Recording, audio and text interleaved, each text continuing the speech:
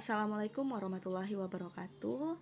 Baik saudara semuanya, berikut kita masuk ke pencegahan dan pendeteksian kecurangan laporan keuangan, di mana ini akan kita bahas di pertemuan ke-13 ya. Nah, dalam hal ini itu merupakan tanggung jawab dari akuntan publik.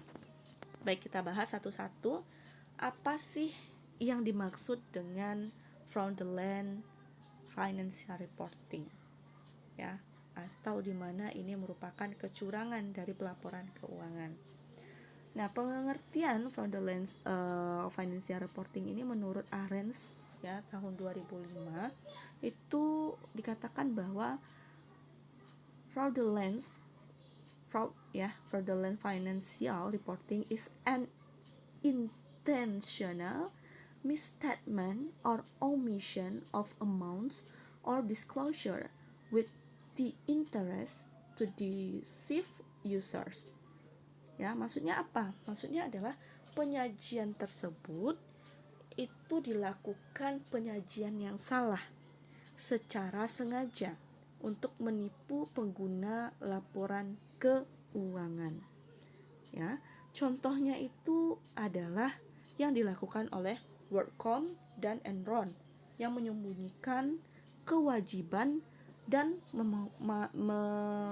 memanipulasi ya, atau kayak apa ya, mereka itu mempercantik lah ibaratnya asetnya gitu.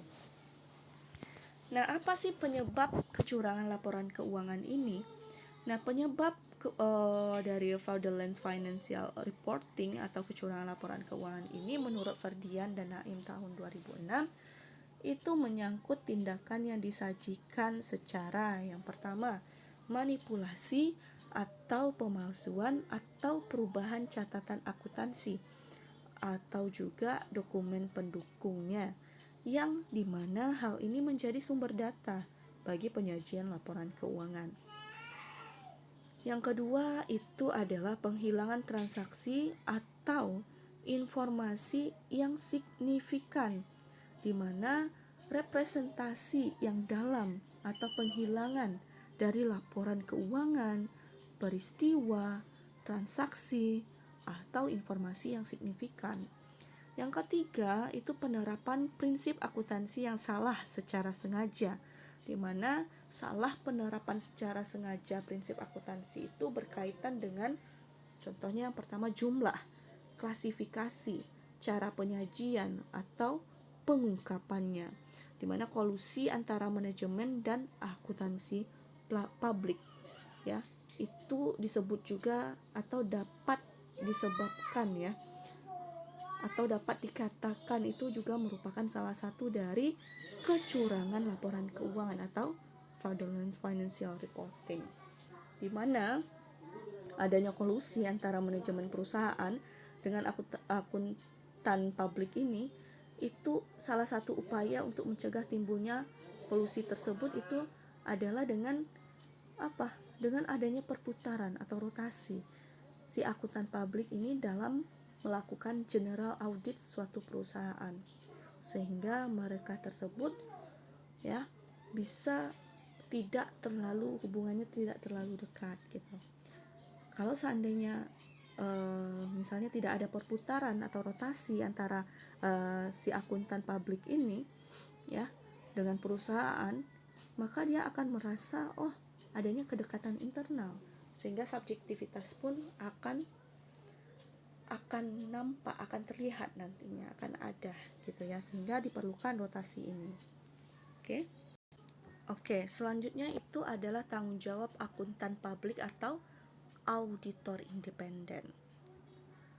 Yang pertama itu adalah statement auditing standard, di mana ada beberapa statement on auditing standard atau SAS yang dikeluarkan oleh Auditing Standard Board atau ASB ya, atau ASB di Amerika Serikat, di mana hal ini cukup penting. Yang pertama yaitu SAS nomor 53 tentang tanggung jawab deteksi kesalahan dan penyimpangan, di mana dikatakan bahwasanya the auditor's responsibility to detect and report error and regulatories. Nah, yaitu adalah mengatur tanggung jawab auditor untuk mendeteksi dan melaporkan adanya kesalahan atau error dan ketidakberesan. Ya.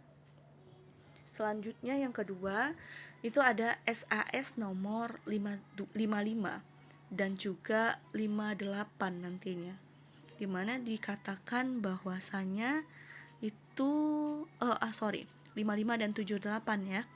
Dikatakan kalau yang SAS nomor 55 itu dikatakan bahwa consideration of internal control in a financial statement audit itu yang merubah tanggung jawab auditor mengenai internal control. Statement ini baru meminta agar auditor untuk merancang pemahaman tentang pengendalian intern yang memadai. Sedangkan SAS nomor 78 itu mencantumkan ulang pengendalian intern itu dengan memasukkan dua komponen lingkungan, yaitu adalah lingkungan pengendalian dan penilaian risiko atau risk assessment yang merupakan usulan dari The Treatway Commission. Dan selanjutnya ada SAS 61 mengatakan bahwa komunikasi dengan komite audit, di mana hal ini auditor harus mengomunikasikan dengan komite audit atas beberapa temuan audit yang penting. Misalkan apa? Kebijakan akuntansi atau accounting policy perusahaan yang signifikan. Terus judgment, terus juga estimasi akuntansi atau accounting estimates, dan ketidaksepakatan manajemen dengan auditor. Ya. Selanjutnya juga ada SAS 82 dan 99, di mana hal ini dikatakan bahwa consideration of fraud in a financial statement audit itu dikeluarkan ASB ya pada Februari 1997.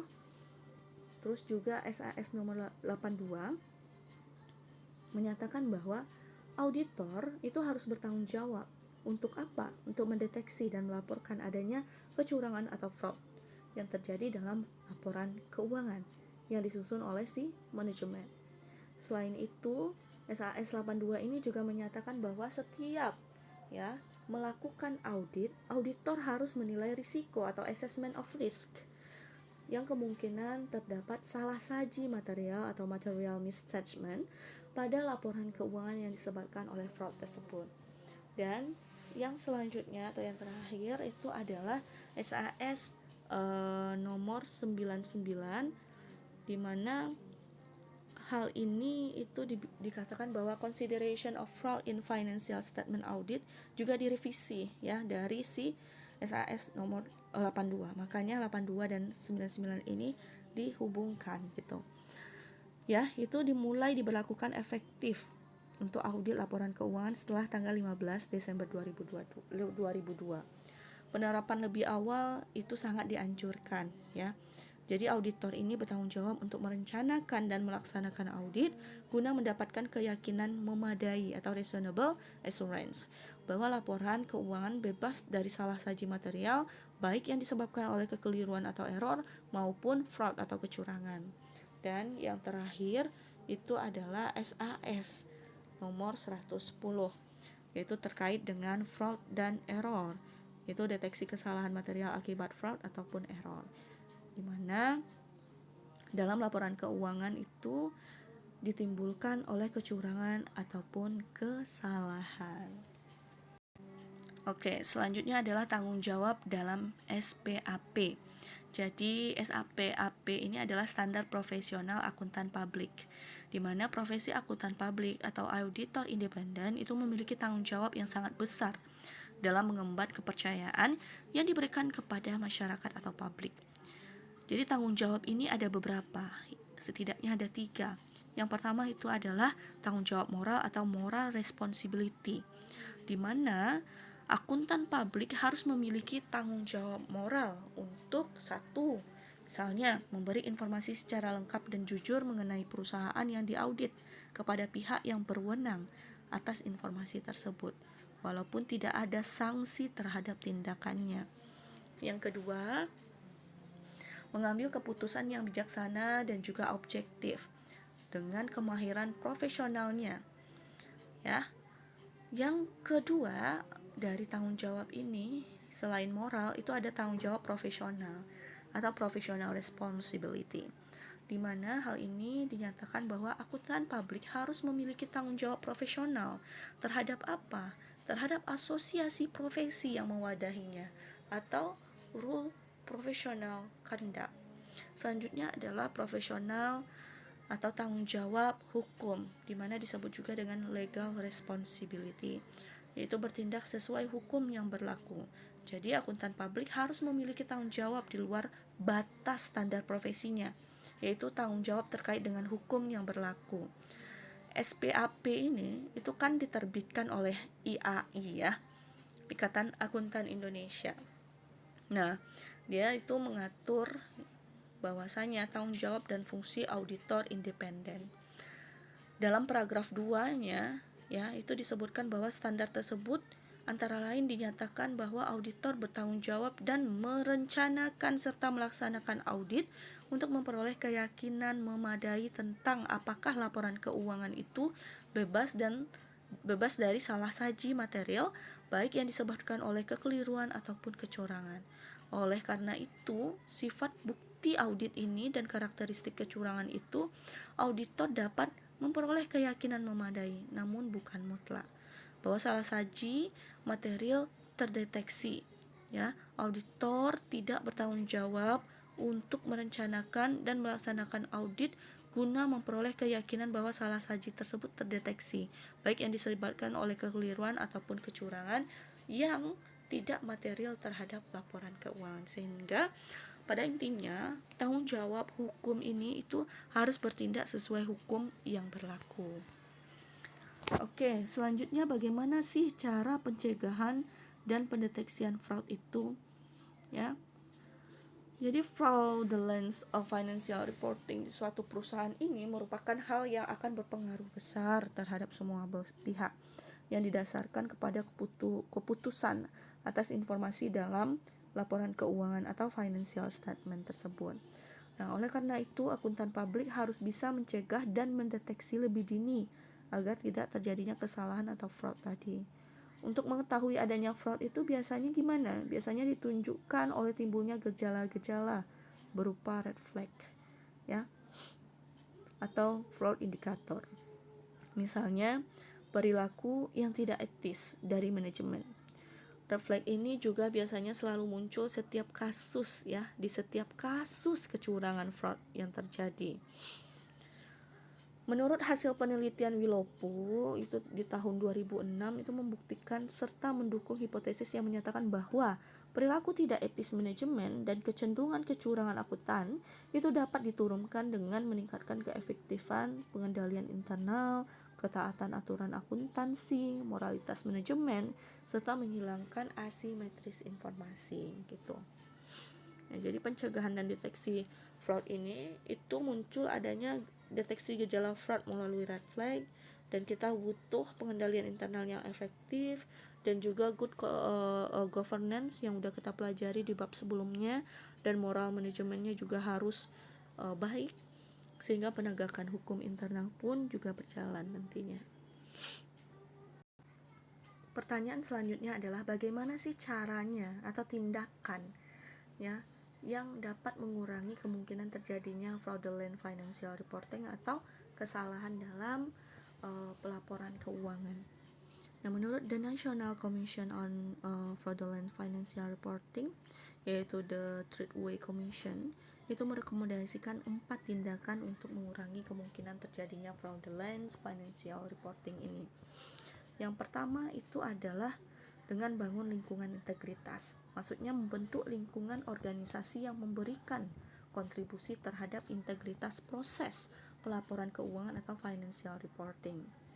Yang kedua, itu adalah identifikasi faktor risiko fraud, yaitu mengidentifikasi dan memahami faktor-faktor yang mengarah ke fraudulence financial reporting. Yang ketiga, penilaian risiko fraud dalam organisasi, yaitu menilai risiko fraudulence itu terjadi atau tidak di dalam perusahaan. Yang keempat, implementasi pengendalian internal memadai. Maksudnya adalah mendesain dan mengimplementasikan internal control yang memadai untuk financial reporting kita, ya.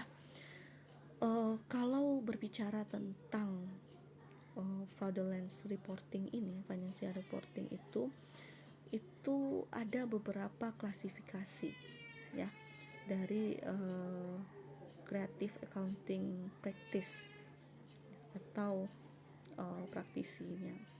Yang pertama itu kita harus adanya pengakuan pendapatan fiktif, terus kapitalisasi yang agresif, pelaporan keliru atas aktiva dan utang atau liabilitas, ya. Terus juga perekayasaan laporan laba rugi, dan juga timbul masalah atas pelaporan arus kas, gitu. Nah, sehingga untuk hal ini itu IAI atau Ikatan Akuntan Indonesia sebagai organisasi profesi perlu menyelenggarakan suatu lokakarya atau workshop tentang fraudulent financial reporting ini untuk para akuntan publik. Agar apa? Agar terdapat pemahaman yang sama sehingga dapat dilakukan pencegahan serta pendeteksian secara dini atas kemungkinan terjadinya fraud, gitu. Nah, ini yang saya katakan tadi, adanya creative accounting practice, di mana adanya pendapatan fiktif atau prematur, adanya kapitalisasi agresif, kesalahan pelaporan aktiva dan kewajiban, serta manipulasi laporan laba rugi dan arus kas. Sehingga rotasi auditor itu penting, di mana KAP itu maksimal 5 tahun berturut-turut, dan untuk auditor itu maksimal 3 tahun berturut-turut, untuk mencegah apa? Mencegah kolusi atau ketergantungan terhadap auditor tersebut, sehingga bisa kita cegah subjektivitas dari si auditor terhadap perusahaan tersebut, gitu, ya. Nah, jadi peran IAI dan pelatihan atau workshop yang saya katakan tadi itu adalah IAI perlu menyelenggarakan workshop fraud ini. Tujuannya ada apa? Sama, gitu. Adanya kesamaan pemahaman dan tingkatan, gitu ya, pemahaman dari antara financial reporting ini tuh kesalahannya kayak mana, gitu. Dan perlunya pelatihan ini agar meningkatkan kemampuan si auditor, ya. Dan deteksi dini fraud itu penting untuk melindungi kepentingan publik itu sendiri, dimana nantinya jika hal ini dilakukan itu dapat dihindari atau dapat dihindarkan akuntan publik yang gagal mendeteksi terjadinya fraud yang sangat merugikan berbagai pihak, seperti itu. Nah, saya rasa cukup terkait dengan penjelasan tentang pencegahan atau pendeteksian kesalahan laporan keuangan ini. Saya akhiri. Assalamualaikum warahmatullahi wabarakatuh.